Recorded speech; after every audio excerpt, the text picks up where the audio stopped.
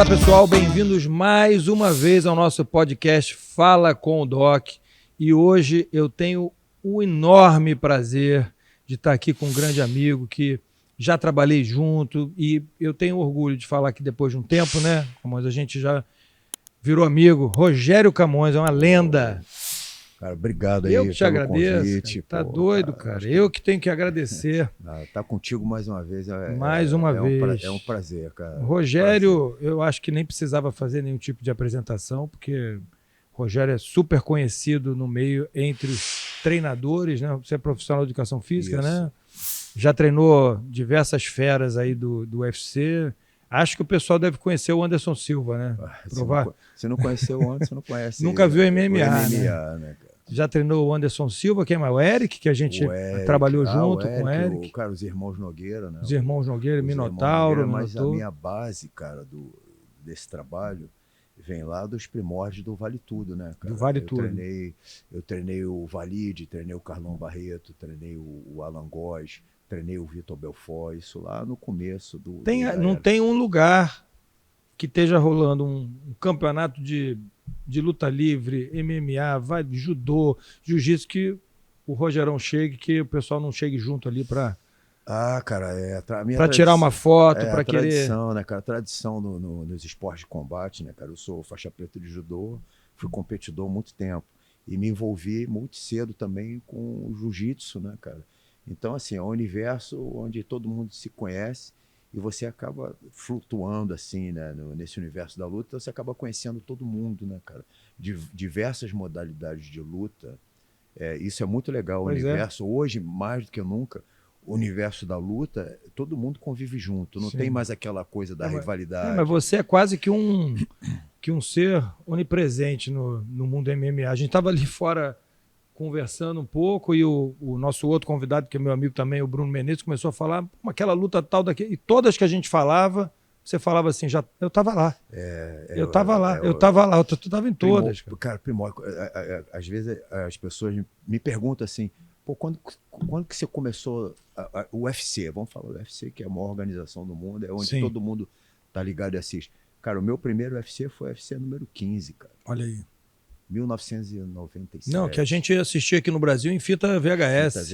Vinha pro Brasil em fita VHS. Cara, o Dana não era nem o dono ainda. Claro, era ainda do Horion, não? Não era do Horion, já era um outro... É uns irmãos, né? Eu esqueci o nome dele, o que representava o UFC, agora não consigo lembrar o nome, mas não era do Dana ainda. Esse primeiro UFC, cara, foi dentro de uma tenda de circo. Olha aí. Pra ter ideia, cara. Você vê como que evoluiu, né, o esporte. Pô, tá no 300, cara. Não, e o primeiro que você participou era uma tenda de circo. E eu me lembro que você foi... o primeiro UFC pós-pandemia que você foi... Foi Abu Dhabi. Foi Abu Dhabi, numa ilha. Fizeram uma ilha e tal. Uma estrutura incrível. Uma estrutura, você vê como que o esporte cresceu. O esporte cresceu hoje, o UFC... E você vem lá do judô, né, Eu venho do judô já, cara. Assim, primeiro esporte seu, primeiro contato com o esporte seu... Foi o judô. Assim, não profissionalmente, mas assim, como atleta foi o judô. Cara, foi o atleta judô. Eu gosto de falar muito isso, cara. Isso foi em 1966. Olha isso. Pra galera ter uma ideia, porque eu nasci em 76, imagina. Então, 1976, eu já estava de kimono, treinando. Cara, Você começou com quantos anos? Com 6 anos. Com 6 anos. 6 anos de idade. E uma coisa que todo mundo acha, que eu também achava e há pouco tempo descobri, que eu achava que você também era faixa preta de jiu-jitsu. A galera sempre acha que eu sou faixa preta de jiu-jitsu, cara, mas Mas treina jiu-jitsu também? Eu treinei jiu-jitsu, cara, assim, eu busquei o jiu-jitsu para melhorar o meu judô, mas nunca frequentei uma academia de jiu-jitsu. Nunca fui para uma academia de jiu-jitsu na época, treinar, porque na época existia uma rivalidade. Do judô? Não, de todas as lutas. Luta livre, judô, luta livre, tudo. Acho que a maior rivalidade era a luta livre. A maior rivalidade se tornou a luta livre, mas existia essa coisa da rivalidade de qual era a melhor luta. Sim. E o jiu-jitsu foi o que trouxe isso, né? Que desafiava todo mundo. Na verdade, eu acho que o jiu-jitsu acabou o Hélio, né? Eu acho. O Hélio acabou querendo trazer para o mundo esse conceito de que o jiu-jitsu era a melhor luta. E realmente provou que é. Ele provou. É isso que eu ia te falar. A gente não pode contestar. Eu me lembro que eu comecei... eu tinha 8, 9 anos, então deve ter sido lá 82, 83, quando saiu aquele filme Karate Kid, o primeiro. Sim. Né? E eu minha mãe me colocou no karatê, porque na época, porque as pessoas hoje não têm noção da evolução do jiu-jitsu. O jiu-jitsu, na década de 50, 60, né, eu acho, Sim. era super... O Hélio era um cara muito famoso. Famosíssimo. O cara era uma figura que figurava em todos os jornais. Ícone, os presidentes vinham ter aula com ele. Os artistas, quando vinham no Brasil, queriam ter aula com o Hélio Gracie e tal. Sim. E eu acho que lá na década de 80, o jiu-jitsu acabou sendo um pouco marginalizado por conta de brigas e tal. Foi verdade. E aí a galera ali da década de 90 que meio que redescobriu o jiu-jitsu. Na verdade, o Royce, né? O Royce, com UFC, o Rorion, o Royce com UFC, cara, o jiu-jitsu começou a ser visto com outros olhos. Sim, realmente da eficiência. Foi uma redescoberta. Com o UFC, né? E o Hélio conseguiu provar que é melhor. E a minha experiência pessoal é essa. Eu entrei no karatê. Hoje o meu... E a arte marcial é muito diferente dos outros esportes, né? Porque a arte marcial cria vínculos. Tem uma filosofia. Não, né? E vínculos pessoais, você cria vínculos. O meu melhor amigo até hoje, que é padrinho do meu filho, eu sou padrinho dos filhos dele, ele está lá em casa toda hora, é um irmão para mim, é o meu professor de karatê, que começou a me dar aula de karatê lá quando eu tinha 8 anos de idade. E tem 30 anos que eu não pratico karatê. Mas você tem... E a amizade continuou. Amizade né? Foi um pai para mim, foi um segundo pai. Acho que algumas artes marciais mais, o judô e o karatê, tem um pouco mais da filosofia de vida, né? Ele via meu boletim da escola. Se eu tivesse indo mal na escola, eu não podia treinar. Aquela coisa entendeu? do Bushido, né? E do caminho, né? Do caminho. Né? Mas, em termos de eficácia, de arte marcial, deixa eu ver se o Zé Vicente já chegou aí, porque nosso próximo convidado é karateca. Legal. Se ele me pegar... não vou dizer falando mal, porque eu adoro o karatê, até acompanhei muitos anos o Lyoto Machida e tal. O karatê é uma arte marcial excelente super eficaz. Só que se você pegar um karateca médio, e eu vivi isso na pele, um karateca médio e um karateca e um jiu-jiteiro médio, o karateca vai entrar na porrada, não tem jeito. O jiu-jitsu tem essa eficiência. Não tem, é muito eficiente. Porque é uma luta agarrada. Exatamente. Eu lá em 90, eu entrei na faculdade em 95, eu lá em 95, 96, já fazendo karatê há muitos anos, faixa preta, peguei a faixa preta com 18 anos no karatê. Com 19 anos, faixa preta, me achando bom de luta, né? Pô, lá na academia eu era um dos melhores, modéstia à parte e tal. Pô, era bom de luta. Aí tô eu lá na faculdade, encontro um dentista, que é meu amigaço até hoje, o Marcelo Zagni, que era faixa roxa de jiu-jitsu, e a gente dava plantão junto. Conversa vai, conversa vem. Ele, pô, você é faixa preta de karatê, legal, cara. Eu sou faixa roxa de jiu-jitsu. Ele era aluno do Luiz Paulo, né, que foi o primeiro aluno do Fabrício. Fabrício você deve conhecer. Sim, lá de Copacabana. O Luiz Paulo foi o primeiro faixa preta do Fabrício. Pegou a faixa preta ali em Copacabana, foi para Niterói. Era uma época que tinham poucos faixas pretas ainda de jiu-jitsu. Então, jiu-jitsu era fez em Niterói, ele fez quase que um império em Niterói. Todo mundo tinha... Quem treinava jiu-jitsu em Niterói era com o Luiz Paulo, cara super gente boa, meu amigo também. Até hoje, considero mestre até hoje, apesar do Ricardo Vieira ter me dado minha faixa preta, da roxa, da azul a preta eu fui com o Ricardo Vieira, mas considero o Luiz Paulo meu mestre também até hoje, que foi quem me iniciou ali. E aí ele me falou, vamos lá dar um treino. Jiu-jitsu, falei, vambora. E eu me achando bom de luta, né?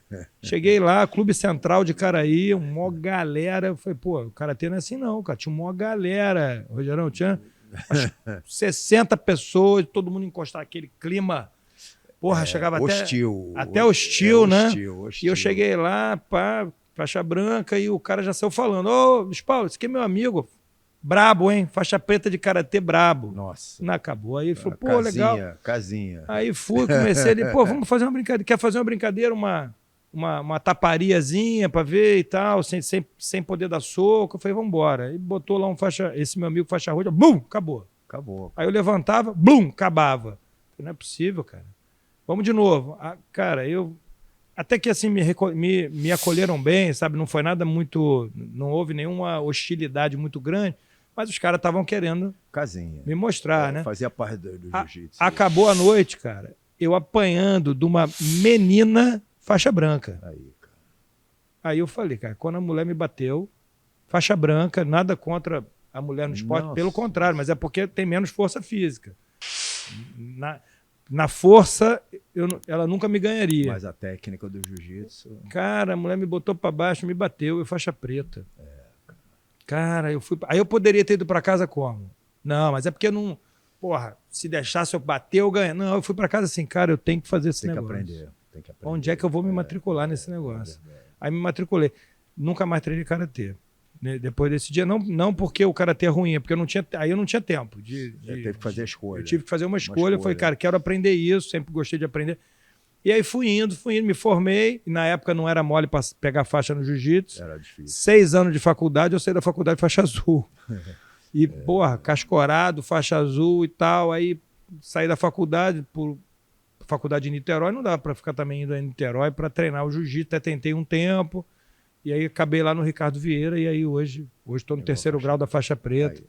E ainda me considero, de vez em quando... E o jiu-jitsu é muito bom pro ego, né? Porque tu acha que é bom, alguém vai lá chega lá um faixa roxa que tá nos cascos competindo, ele te arrebenta. Arrebenta no sentido bom da palavra. Sim. E aí é muito de cada um. Eu sempre vou para casa feliz quando tomo uma... O tatame ele é o lugar onde não existe o ego, né, cara? Teu ego... Não, se levar o ego pro tatame, você sai vai ficar louco. Vai ficar louco. E engraçado que a maioria das pessoas de outra arte marcial que foram para o jiu-jitsu foi por isso. Um dia acontece de um cara do jiu-jitsu vai lá, vamos fazer um treino, pronto. Aí, cara, você começa a batucar, começa a bater, e aí você começa a entender que você precisa aprender aquilo. Comigo foi a mesma coisa, cara. Eu era faixa preta de judô, tinha academia, treinava uma galera, e um dia foi um faixa azul de jiu-jitsu. Amigo de praia, pô, vou lá, teu judô é legal, quero aprender um pouco de judô. Foi na academia. E nisso, agora vamos treinar, mas é o seguinte, ó, vamos fazer o judô, mas eu vou continuar no chão. Quando cair no chão, a gente continua. Irmão, eu dei uma queda nele. Eu dei uma queda, sabe o que aconteceu? O cara engatou no meu pé, me deu a chave de pé. Cara, eu não sabia defender chave de pé, mas de jeito nenhum, nunca treinei chave de pé, não sabia nem como. Aí ele pegou, quando ele pegou, pô, caiu faixa preta, bati pro faixa azul. Eu fiquei louco, falei, não. Vamos de novo. Eu falei, me ensina isso aí. Eu falei, cara, me ensina isso aí. Ele falou, não, eu vou te ensinar a primeira defesa. Quando ele me ensinou a defesa, um negócio simples de defender, sim, que eu entendi, eu falei, pô, cara, eu tenho que aprender jiu-jitsu. Ele começou a treinar. Eu tenho que aprender essa luta, porque eu sou judoca, tem chão, mas eu não sei essa parte de chão, eu nunca vou aprender, porque no judô não existe chave de pé.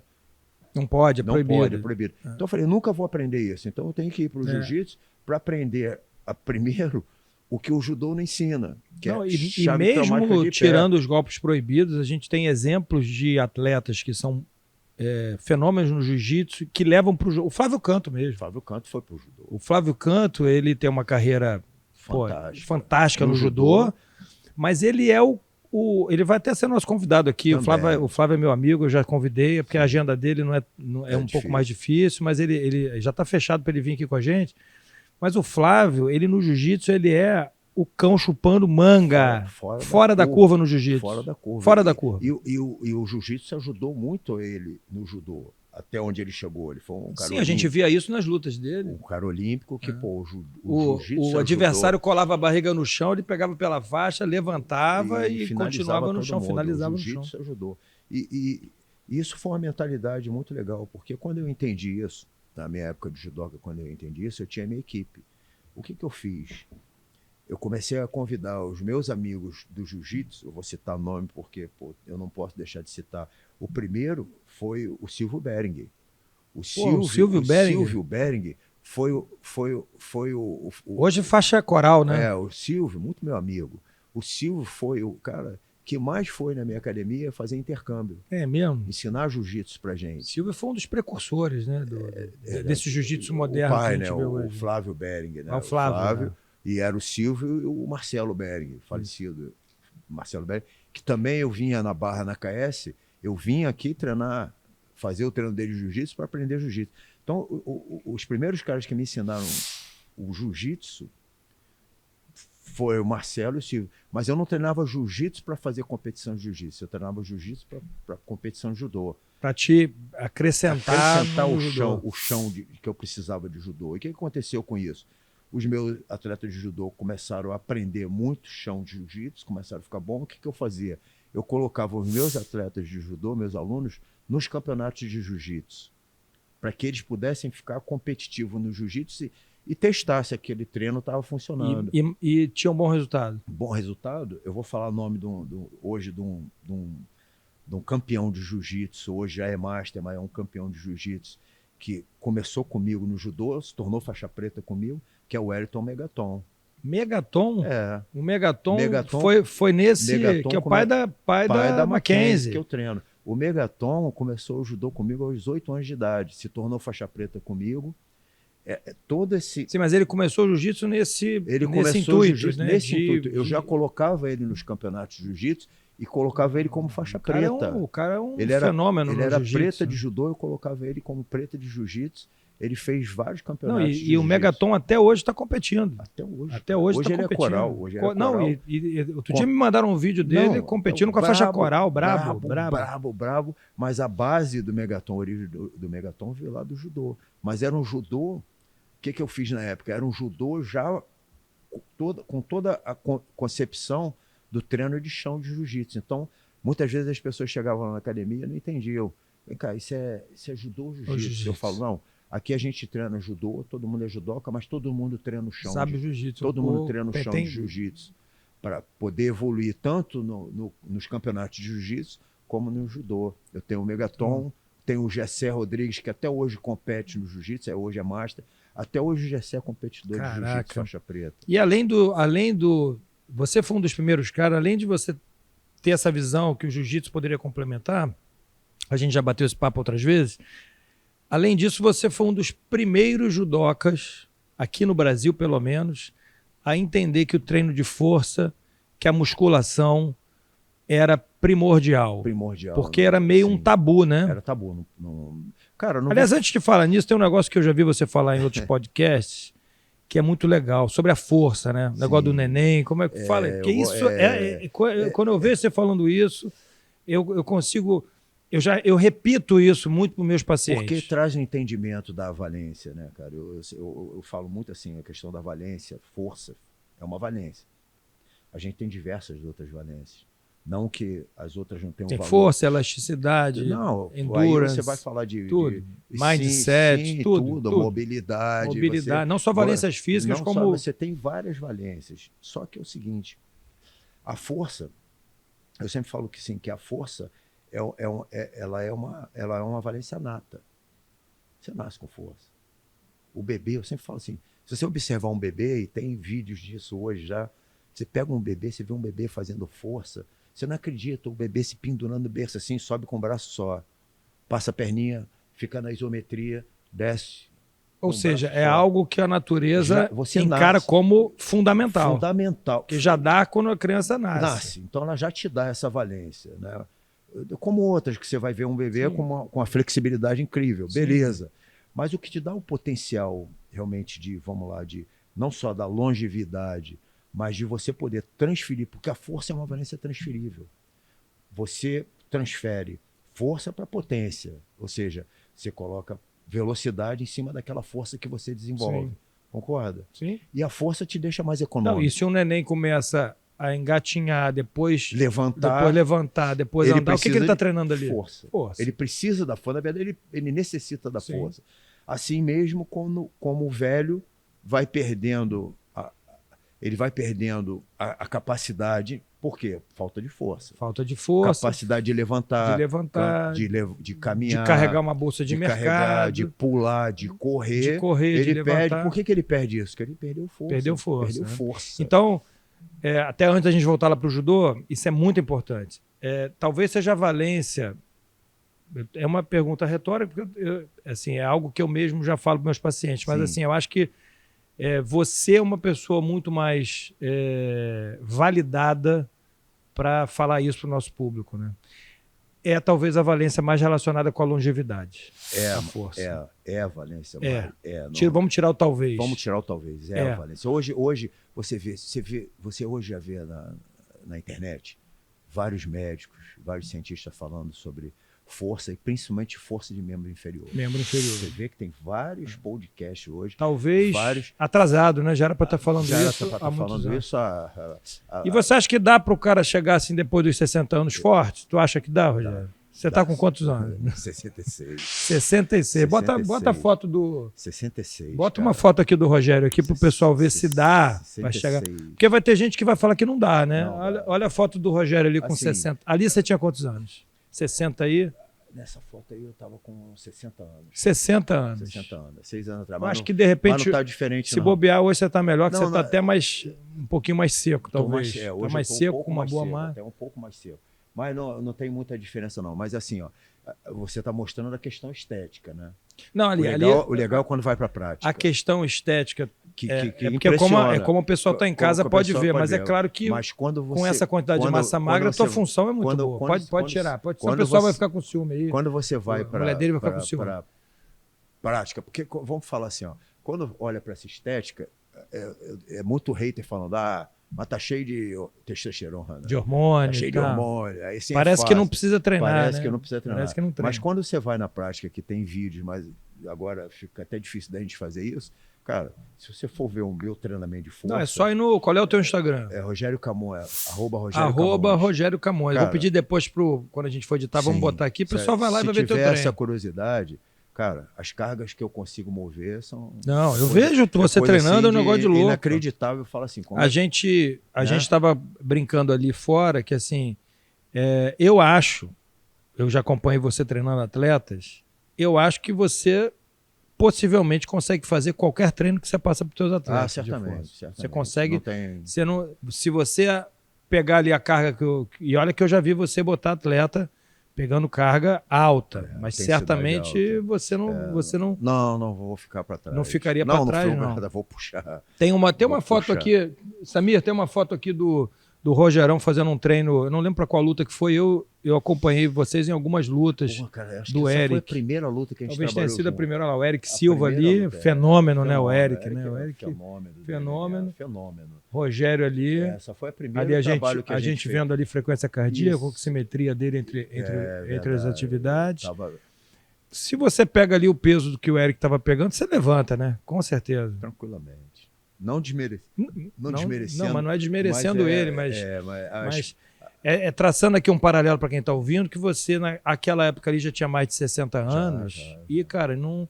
Agora, é óbvio que isso é uma trajetória que você construiu ao longo de muitos anos. É um lastro fisiológico de treinamento. Mas qualquer pessoa pode começar a treinar em qualquer idade, sendo bem acompanhada. Se a gente faz essa pessoa entender que a força, como você falou, é a valência mais relacionada com a longevidade, e a gente não é o Rogério nem eu, são os estudos clínicos, a ciência. Hoje a ciência mostram isso, estatisticamente mostra isso. Cara, vamos falar disso, para as pessoas entenderem, músculo. Cara, músculo é uma farmácia. Boa. Músculo é a coisa mais saudável que a gente pode adquirir. Músculo é a coisa mais saudável que a gente pode adquirir. A composição muscular, mas é saudável. O que compõe o músculo? O tecido que a gente tem no corpo. Talvez o tecido cerebral e o tecido muscular são os dois tecidos metabolicamente mais ativos do nosso corpo. São os mais ativos, necessariamente mais ativos. Nem o tecido hepático, que é muito ativo metabolicamente, ele tem o mesmo grau de atividade metabólica que o músculo. Não tem como comparar. O músculo funciona o tempo todo para tudo, para qualquer ação, até para mexer o dedo. Exatamente. Até para piscar o olho. Até para falar. Então, assim, você enxergou lá na década de 70, não, 80 já isso? 80. Você enxergou lá na década de 80 que no judô, você como atleta, a força, a musculação era algo que poderia somar ao treinamento, o que a gente hoje sabe que em todos os esportes, pode ser até tiro ao alvo. Xadrez, sabe por quê? Para o cara não tremer. E vai ficar sentado muitas Sentado, horas. Exatamente. A musculação, ela especificamente vai ser importante para todos os esportes. Só que era um tabu esse negócio, né? Na minha época era proibido. Não podia, né? Olha, eu vou falar, eu lembro bem, eu tinha 13 anos, judoca, 13 anos de idade judoca. Tinha o dojo, e lá no canto assim do dojo tinham os equipamentos de musculação, ou seja, naquela época. Eu tô falando, porra, agora não era nem 80, era 70. 70 ainda. Olha, isso, 75, talvez 74. Caraca. Talvez, se não fosse 73. Porque há muito tempo atrás, vai lembrar, fica difícil. Não tô com Alzheimer não, mas pô, é muito tempo para voltar. É muito tempo, é muita coisa para lembrar, coisa. já passou por muita então, coisa. assim, tinha os equipamentos, um banco de supino, uma barra de supino, umas anilhas, halteres e puxador de parede. Pegou puxador de parede? Cara, eu peguei puxador de parede numa academia que eu treinei quando era adolescente, que era uma academia já bem antiga, e tinha lá o puxador de parede. Puxador de parede, aqueles que tinham eram uns cabos enrolados nas rodanas pequenininhas. Umas rodanas pequenininhas. E não era placa, eram uns tijolinhos que você botava um em cima do outro, empilhava assim. Então era puxador de parede. E funcionava, né? Não, funcionava muito. Funcionava, pô. O que acontecia? Quando acabava o treino de judô, o que eu fazia? Eu ia lá para esse ambiente e começava a fazer meu supino, minhas roscas, coisa e tal. O professor, Sensei Hermani, ele chegava lá e falava, garoto, você só vai poder começar a trabalhar com isso quando você tiver 18 anos. Agora não pode. E você tinha quantos anos? 13. 13. Aí tá. Todo o treino, acabava o treino, eu voltava. Eu voltava para lá e começava. Cara, chegou um dia que ele me chamou e falou, vem cá, garoto. Ele falou assim, eu não vou esquecer dessas palavras dele. Falou, você é muito insistente. Eu vou te ensinar a fazer certo, porque senão você vai fazer tudo errado. Apesar de não poder, eu vou abrir Pelo menos vai fazer certo. Eu vou abrir exceção. Vou te ensinar a fazer certo, porque você é muito insistente. Então, eu comecei aos 13 anos de idade a desenvolver meu trabalho de força. Por quê? Porque eu simplesmente eu sentia que quando eu fazia um pouquinho de força, cara, ativava meus músculos, e eu sentia que eu conseguiria transferir isso para o judô. Mas tem tudo a ver, né? Mas tem tudo a lógica, tinha lógica. Tem toda a lógica que... Só que eu acho que o conceito que os professores da época ia te deixar mais duro. Você vai tirar a tua flexibilidade. O que também não tem lógica nenhuma, porque a flexibilidade, o alongamento, quanto mais músculo você tem, mais potencial de alongar você tem. E você trabalha... O problema é que você vê os caras, às vezes, atarracados, sem mobilidade, porque não treinam. Não treinam a mobilidade. Não treinam a mobilidade e não treinam a coisa da especificidade. Claro. Porque aquilo ali era para transferir para o judô. Eu queria ficar mais forte. Na verdade, eu queria ficar mais forte. Eu achava legal a estética do cara mais forte. Mas você queria mais força pro teu treino. Mas eu queria mais força no meu treino. Então, você pesava quanto antes de começar a musculação? Quando você tinha lá dos seus 13 anos, antes de... 65 quilos. Você era muito leve. Eu era muito leve. Então tomava prejuízo dos mais pesados, com certeza. O que aconteceu? 13. Cara, em 14, aos 15 anos, já teve uma transformação. E aos 15 anos, quando eu fui para seleção carioca juvenil, tinha preparação física. Comecei a fazer preparação física nessa época. Já existia preparação física. Já tinha ali, já estava começando. Já tinha alguma coisa, mas era muito circuito treino. Não se levantava peso. Era muito circuito treino. Era muita pliometria, muita puxada já nessa época com elástico, mas não existia elástico, era câmera de bicicleta. Caraca. Cortava e fazia já fazia muita puxada. E aí foi aprimorando. Não existia essa cultura da academia de musculação ainda. Ainda não. Era muito precário. E os equipamentos eram muito precários. Era barra, anilha, puxador, sapato de ferro. Sim, você tinha que mandar fazer. Sapato de ferro, cara. Olha isso, era sapato de ferro. Os equipamentos eram você mandava fazer. Porque não ia ali no shopping comprar. Não tinha como. Para você. Olha, o leg press dessa academia era isso aqui, ó. Era como se fosse essa mesa menor. Esse pé aqui era um cano grosso e um cano fino por dentro. Sentava por baixo, 90 graus. Empurrava o cano dentro do outro. Botava a anilha em cima. Tinha uma bitola em cima que era de cano também. Colocava as anilhas ali em cima e ficava embaixo empurrando, cara. No caixote de uma madeira grossa. Olha para tu ver como é que era feito na época. E aí depois de um determinado... Você continuou treinando teu judô e tal, atleta, musculação. Mas teve um determinado momento que a musculação tomou um protagonismo aí, né, na tua vida. Você se tornou um atleta de fisiculturismo. Isso foi final dos anos 80, em que eu já tinha muita experiência no treinamento de força. Eu fui buscando fonte de conhecimento. Eu vou falar sinceramente, eu me desenvolvi sozinho. Porque não tinha onde buscar. Não tive ninguém para mim. Você foi buscando as fontes. Fui buscando fontes.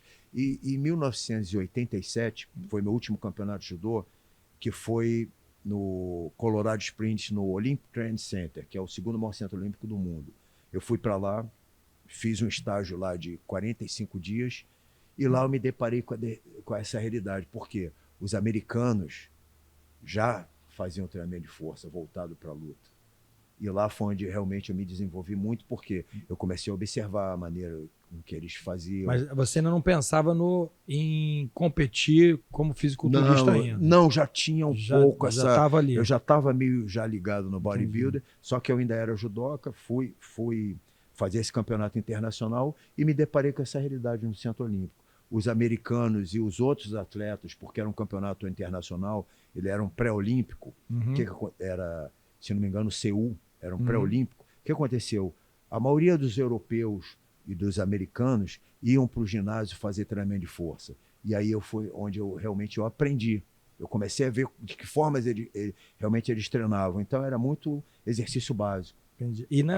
Aí você, na sua carreira de fisiculturista, você também se deparou com feras. Você conheceu o Ronnie Coleman, né? Conheci vários bodybuilders, cara. Que talvez tenha sido o maior de todos os tempos, ele e o Arnold, né? O Arnold talvez... O Arnold é maior. É maior, talvez... Você acha que o Arnold é maior como atleta ou como imagem? Sem, claro, depreciar ele como atleta. Como atleta também. Mas a imagem dele se propagou. Não tem como comparar. Em outros segmentos. Não há como... Não tem como. O Ronnie Coleman... Eu acho que o Arnold saiu da bolha. Exatamente. Ele saiu da... Ele furou a bolha do bodybuilder, só que levou o bodybuilder o tempo todo junto com ele. Isso que é mais legal, né? Sim. O Ronnie Coleman... Até hoje a gente tem o evento do Arnold Classic. O Arnold Classic vai acontecer agora, inclusive.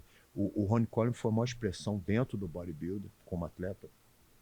As dimensões que ele é uma coisa absurda. Ele era policial, né? Ele era policial. E eu vi uma vez num documentário que o departamento de polícia tinha que mandar fazer a roupa dele. Especial. Porque ele era não dava. Ele não tinha tamanho de roupa para ele. O cara era assim, as proporções dele eram surreais. Era um freak, né? Um cara bizarro de tão grande. Acabou, e acho que por esse motivo que acabou que a própria estrutura óssea dele não aguentou, né? Ele fez necrose de quadril, fez lesão na coluna. Mas posso falar que... E até hoje treina, né? Ele até hoje treina. Mas ele já trazia isso desde a época dele lá de high school, já do futebol sim, americano. ele já tinha lesões. Já tinha hérnia. Ele já entrou no bodybuilder herniado. Aí a carga de treino, o volume de treino é muito pesado. Ele conseguiu, em cima dessa estrutura, colocar uma massa muscular muito grande, que ajudou, lógico, ele levou durante muitos anos. E o nível de treinamento dele, até hoje, ninguém bateu. Ninguém bateu. Eram cargas assim astronômicas. E a gente estava conversando até fora do ar antes, né? Você conseguiu, Camões, seguir uma carreira sólida no fisiculturismo, né? E mesmo depois de aposentado, você está quantos anos sem competir? 20 anos, talvez? O meu último campeonato no bodybuilding foi aos 43. Depois eu ainda migrei para o powerlift. Eu competi no alto levantamento de peso até os 47 anos. Pois é, você está com 66, então a nível competitivo já tem 20 anos que você não compete. Você consegue manter com a tua rotina. Você acha que talvez o esporte te deu, e o esporte dá isso para muitas pessoas, uma organização, né, na rotina da pessoa, que você mesmo sem estar competindo...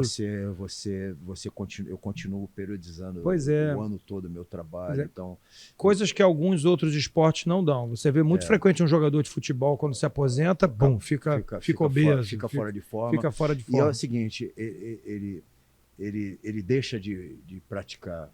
Ele deixa de praticar, ele não faz mais.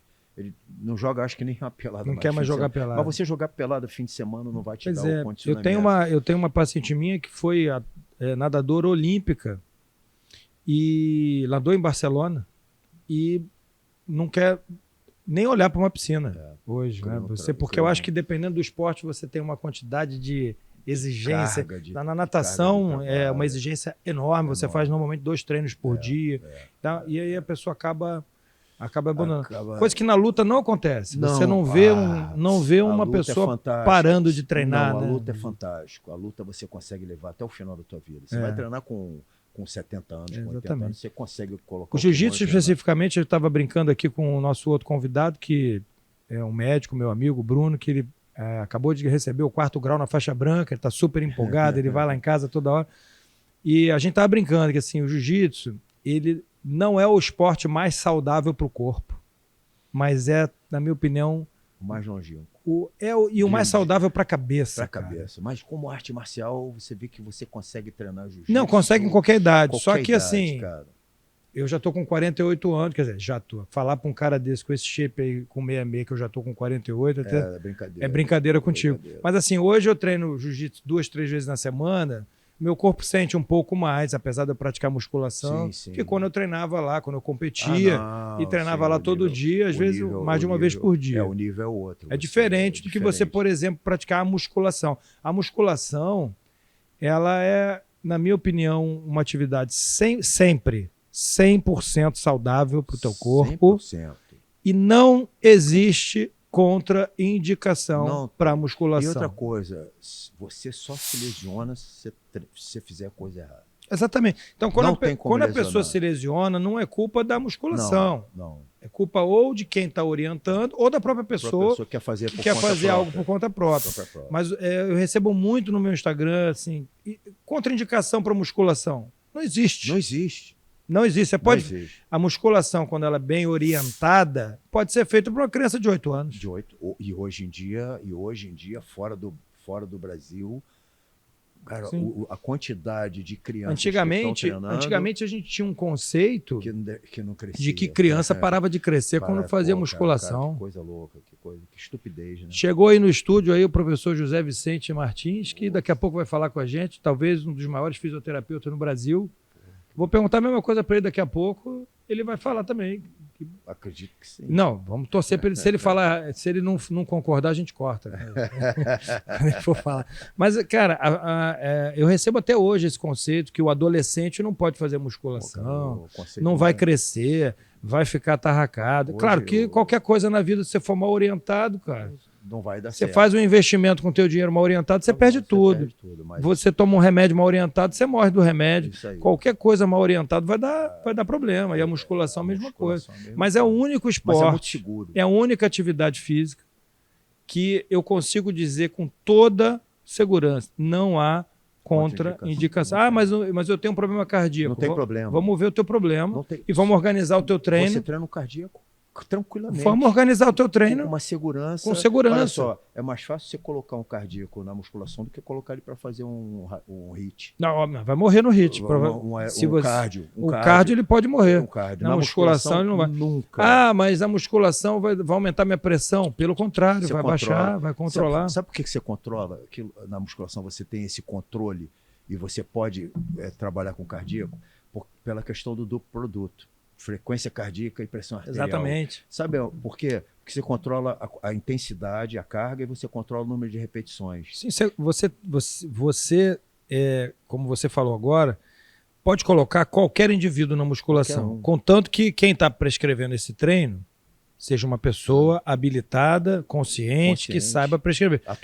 Atualizada. E aí a gente cai naquela questão. Tem muito médico prescrevendo, eu como médico posso falar dos médicos, né? Tem muito médico que quer prescrever o treino, que quer prescrever a fisioterapia. O médico ele tem que se aproximar de pessoas habilitadas para prescrever o treino. Como o profissional de educação física se aproximar do médico. Exatamente. A primeira vez que a gente trabalhou junto com um atleta de alta performance foi incrível, porque cara.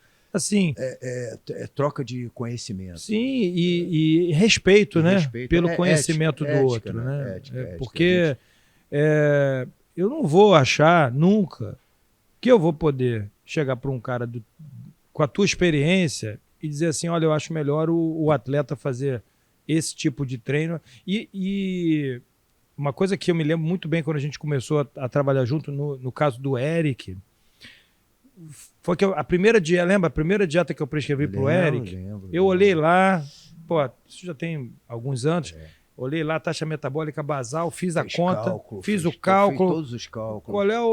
Qual é a quantidade de exercício, Camões, que o Eric vai fazer? Isso aqui, peguei, pô, tantas calorias, tal. Pô, fiz o cálculo lindo, foi lindo. mesmo, Aí eu olhei, vamos dar tantas calorias pro Eric. Tu olhou assim, pô, cara, eu não quero me meter, você já falou, eu não quero me meter na sua parte. Se for isso aqui, vamos fazer. Mas eu conheço o Eric. Eu conheço o metabolismo dele. Ele não é um cara normal. Tem pouca comida aqui. Eu lembro disso. Aí o que eu fiz? Pô, o cara conhece o cara, tá do lado do atleta, tem a vivência, tem. Ué, vamos respeitar essa vivência. Aumentei e deu certo. Deu certo. Né? O próprio Eric mesmo, ele falou assim, cara, eu acho que tô melhor, tô com mais energia. Eu tava com mais energia. Pô, fez uma pesagem boa na primeira luta. O Eric era muito intenso, né, cara? Nossa Senhora. Me lembro também de outra que ele gostava muito de treinar, né? Ele treinava sempre querendo ir no limite. Aí um dia eu cheguei para acompanhar o treino dele e ele estava parecendo meio resfriado, tava se queixando um pouco de dor no corpo. Você estava nos Estados Unidos. Aí a gente ligou para você falou assim, cara, o Eric faz muito overtraining. Ele faz muito overreaching. Aí eu olhei, pô, eu acho que o cara tá certo. Aí falei, Eric, vamos para casa. Ele não queria ir, ele queria treinar, né? Falei, cara, você já estava com ele há quantos anos ali? Já tinha uns anos, né, que você treinava ele? O Eric foram mais de 10 anos. Então, isso não só para o atleta de alta performance, quanto para a pessoa que vai no consultório querer emagrecer. Assim, a gente tem que respeitar a individualidade de cada um. Perfeito. Uma pergunta que eu faço sempre para os meus pacientes que querem emagrecer. Você já foi a quantos médicos? Eu já fui a 10 médicos. O que eles fizeram que não deu certo? Não sou eu que vou dizer o único caminho que pode dar certo para um paciente. Pô, se aquele cara já fez aquilo tudo ali e não deu certo, é porque aquele indivíduo, talvez, aquela solução para ele tem a individualidade. Não esteja correta. Vamos tentar um caminho diferente, né? E aí, além do Eric, tem o Anderson, que você treinou. O Anderson, aquilo que a gente falou, se não conhece o Anderson Silva, então nunca viu nenhuma luta de MMA.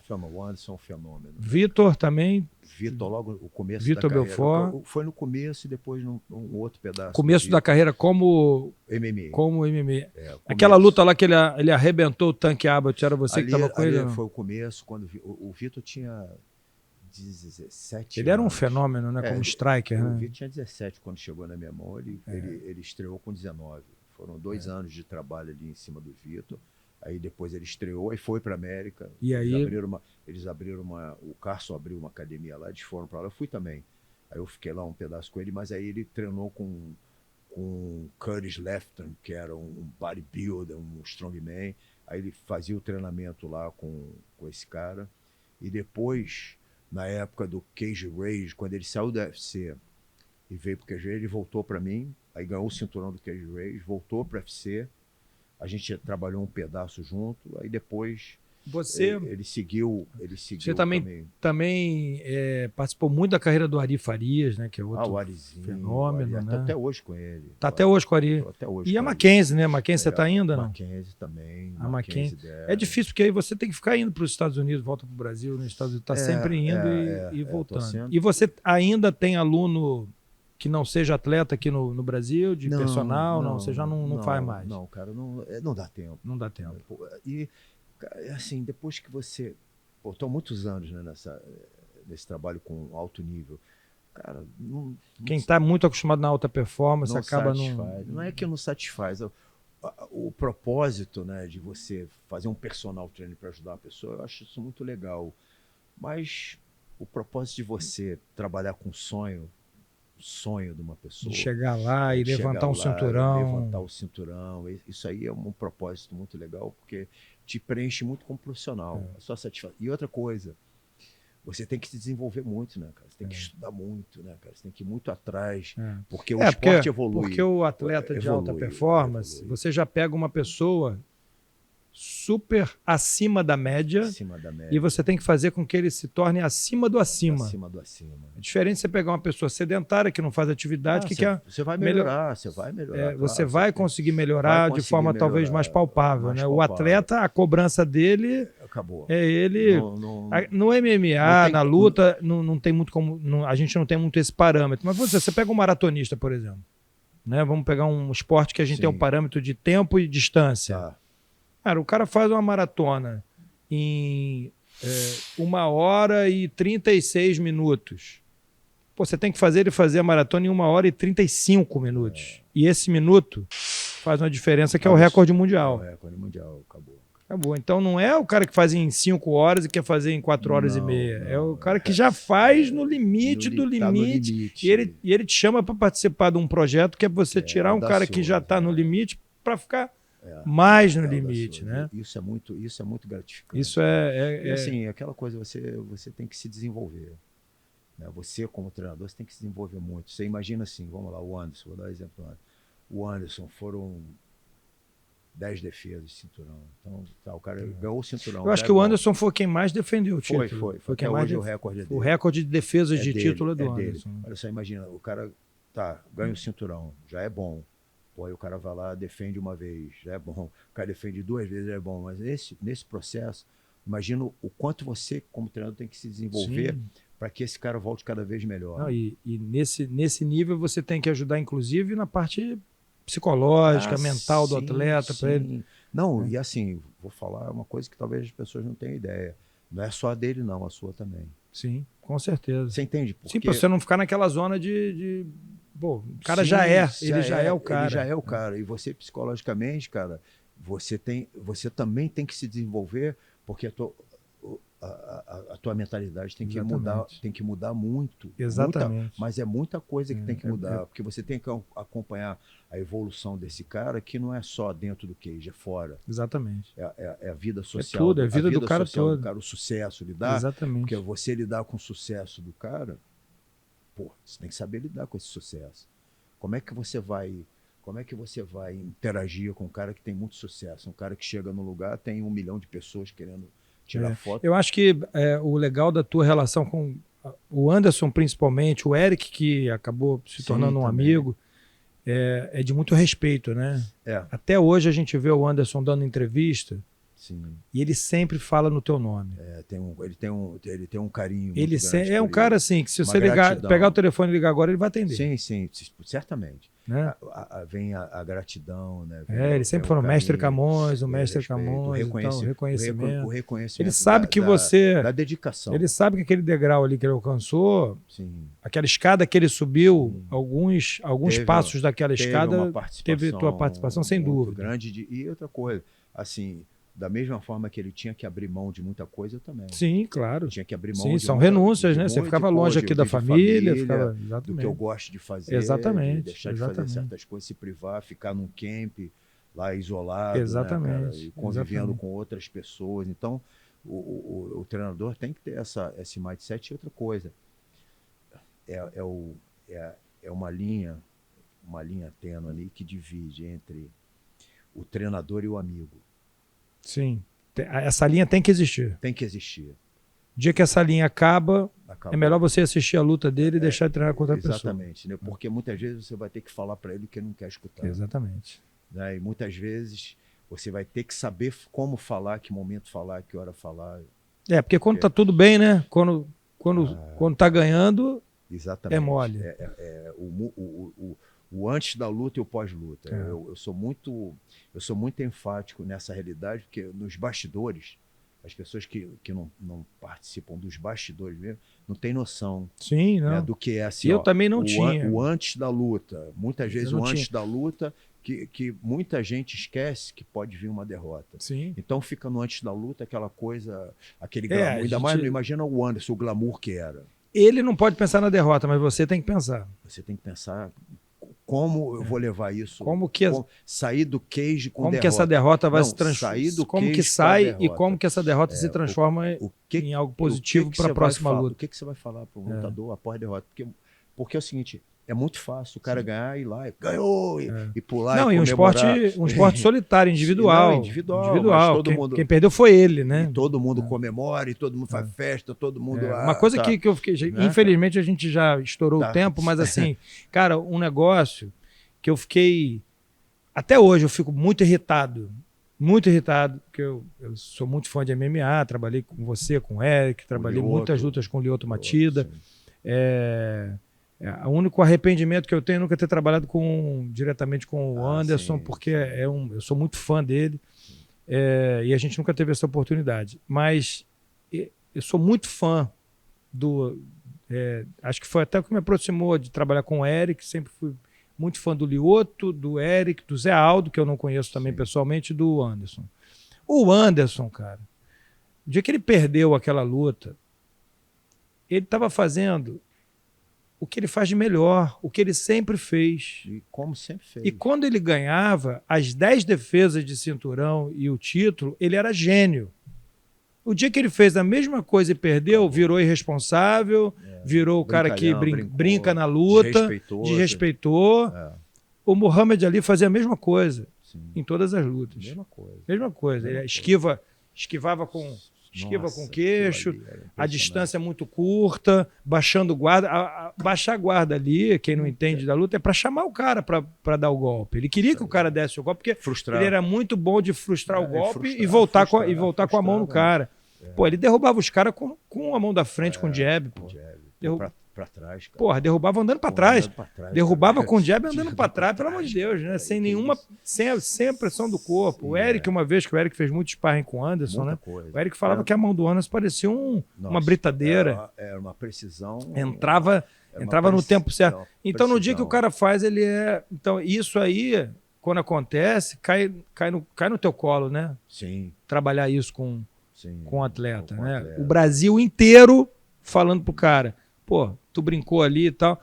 Ele sabe que ele não brincou. Ele sabe que ele fez e ele sabe o melhor. E outra coisa, né? Mas, cara, porra... Ele sabe onde errou. Sim, ele acabou a luta, depois quando a gente foi conversar, ele fala, pô, mestre, errei nisso. Deixei os pés paralelos. É mesmo, ele teve essa consciência. Pra mim, esse cara é um cara que é completamente fora da curva. Quem não viu ainda o filme dele, que tá no Globoplay, né? Globoplay, tem que ver. Eu até comentei com você da última vez que a gente conversou. Pô, cara, não te botaram no filme. Ele falou, pô, era questão de... business, né? Na verdade, eles pegaram aquele cara ali que eles botam como um 10 em 1, né? Era o treinador. Mas é uma questão do filme, a maneira de fazer o porque, filme. Cara, mas fiquei meio chateado. Porque, porra... Tinha que ter colocado você, alguém para falar assim, esse cara aqui é o Rogério. Mas vários treinadores, né? O Dória, o De La Riva também não aparece. Muita gente que passou. Você falou até que o Anderson chegou a falar com você sobre isso, né? Sobre o negócio do filme. Sim. Deu para a gente que está ali entende. E sim, cara, a história foi feita, então a história não se apaga. não é por causa de um filme, né? Com certeza não. Lógico. E ele continua, né? Assim, toda chance que ele tem, ele fala muito de você. Cara, né? a gente se fala muito, a gente tem um. Eu ainda queria ver uma super luta dele aí, daqui a um tempo com outro cara da idade dele. Eu ainda tenho esperança. Eu acho que isso vai acontecer. Eu tenho essa esperança. Assim, se você perguntar, pelo que eu conheço antes, pelo que eu converso com ele, eu tenho essa esperança. Ele quer se for ter essa luta, você fala para ele que você conhece um médico que é fã dele, hein, cara, por favor. Ele quer se despedir. Quero conhecer esse cara pessoalmente um dia. Cara, Rogério, infelizmente o tempo é curto, mas a gente vai ter que marcar de novo. Vamos ter que marcar de novo. Já valeu a resenha, cara. Assim, valeu. Estar contigo, assim, é muito bom. E vamos marcar de novo, com certeza, porque acho que sempre que a gente conversa, a gente já teve outras oportunidades, outros eventos e tal. Começa a falar dessas histórias, a galera fica com a vontadezinha de ouvir. Mas porque você contou aí, acho que 1% das histórias. Não, né? 1%. 1% só. Meu irmão, obrigado. Obrigado a você. Sempre um prazer te ver. Incrível. Você é um cara que mora aqui, mora no coração, tá bom? Você também. Um médico assim que eu tenho muito respeito, te acompanha, sabe disso. Claro. Mas não é de hoje, porque não é de hoje. A galera está te acompanhando hoje. Mas você já está lá atrás. Estou lá atrás te acompanhando. Obrigado, irmão. Galera, com certeza, prometo que o Rogerão volta aqui em breve. Obrigado. Até o próximo episódio.